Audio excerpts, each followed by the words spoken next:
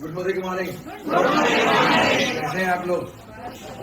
कल्पेश भाई ने ये तो बता दिया आपको कि चेन बनानी पड़ेगी, पर उन्होंने ये नहीं बताया कि आपके और मेरे पापा ने अगर चेन बनाने से इनकार कर दिया होता तो हम यहाँ नहीं खड़े होते। यस और नो? क्योंकि we also are part of chain. Yes और नो?